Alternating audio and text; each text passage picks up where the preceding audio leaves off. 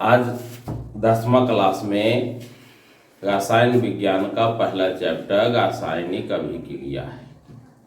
रासायनिक अभिक्रिया किसको कहते हैं? जब हम दो या दो से अधिक पदार्थों को आपस में मिलाते हैं और अभिक्रिया करके कुछ नया भिन्न गुण वाला पदार्थ बनता है, तब हम कहते हैं कि रासायनिक अभिक्रिया हुआ। और रासायनिक अभिक्रिया जब भी होता है तो यहाँ मान लीजिए कि एक पदार्थ A है, दूसरा पदार्थ B है, प्रतिक्रिया करके C और D बनता है। तो C और D का गुण, रासायनिक गुण A और B से भिन्न होना चाहिए, है ना। जैसे मान लीजिए दूध से दही बन रहा है, रासायनिक अभिक्रिया है। क्यों? दूध का गुण और दही के गुण में अंतर है ना। इसी तरह से हाइड्रोजन ऑक्सीजन यदि प्रतिक्रिया करे तो जल बनता है। तो हाइड्रोजन और ऑक्सीजन के गुण से जल का गुण भिन्न है।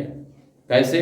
हाइड्रोजन गैस जलता है, ऑक्सीजन जलने में मदद करता है, लेकिन जल आग को बुझा देता है, उसके गुण में बहुत बड़ा अंतर है। तो इस प्रकार से हम देखते हैं कि जब भी कोई भी दो या दो से अधिक पदार्थ आपस में रिएक्शन करता है और भिन्न गुण वाला पदार्थ बनता है, तब हम कहते हैं कि रासायनिक अभिक्रिया हुआ है। और जब रासायनिक अभिक्रिया होता है तो 5 तरह के परिवर्तन होता है। सबसे पहले अवस्था में परिवर्तन हो सकता है। जैसे हाइड्रोजन ऑक्सीजन मिला, दोनों गैस था, बना जल, क्या हो गया? लिक्विड।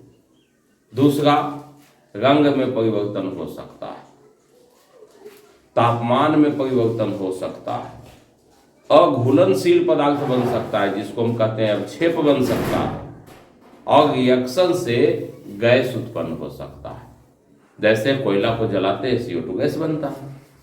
तो कोई भी रिएक्शन में जब हम करेंगे तो 5 तरह के ही परिवर्तन हो सकता है। जरूरी नहीं कि सभी रिएक्शन में 5 परिवर्तन हो, किसी रिएक्शन में कोई 1 या 2 परिवर्तन होता है, लेकिन यह परिवर्तन अवश्य होता है। तो परिवर्तन को याद रखिए, क्या क्या परिवर्तन हो सकता है। तो सबसे पहले हमने कहा रंग में परिवर्तन हो सकता है। दूसरा, टेम्परेचर में परिवर्तन हो सकता है। तीसरा, अवस्था में परिवर्तन हो सकता है। चौथा, अवक्षेप बन सकता है। अवक्षेप का मतलब जो जल में अघुलनशील हो, जो बर्तन के पेंदी में बैठ जाए। और 5वां, गैस बन सकता है। यही 5 तरह का हम लोग देखते हैं कि परिवर्तन होता है। अब उदाहरण जैसे हम यहाँ पर समझाते हैं कि क्या क्या परिवर्तन होता है। जैसे हम यहाँ उदाहरण के तौर पर ले लेते हैं कि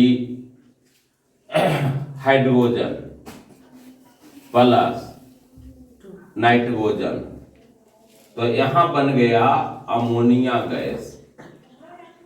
इसको बैलेंस करेंगे। दूसरा है कि carbon plus oxygen, CO2 gas बन गया। तो देखिए यहां पर एक रिएक्शन और लेते हैं। मान लीजिए सिल्वर नाइट्रेट है, AgNO3 और NaCl से रिएक्शन किया, तो यहां बन गया NaNO3 और NaNO3 के साथ बन गया AgCl। तो ये तो पूरा का पूरा गैसीय अभिक्रिया है। हाइड्रोजन भी गैस, नाइट्रोजन भी गैस, अमोनिया भी गैस। यहाँ क्या है? सॉलिड था कार्बन, ऑक्सीजन से रिएक्शन किया, CO2 गैस बना। इसको एगो मार्क्स देते हैं। और यहाँ सिल्वर क्लोराइड जल में अघुलनशील होता है, ये पेंदी में बैठ जाता है, इसको कहते हैं अवक्षेप बना। क्या बना? अवक्षेप बना। इसमें 2 तरह की बातें, रंग परिवर्तन भी हो गया। ये रंगहीन है, ये रंगहीन है, ये भी रंगहीन है, लेकिन यह सफेद होता है, उजला होता है। तो ये तो अंतर पड़ा। इसी तरह से हम इन परिवर्तनों को देखते हैं।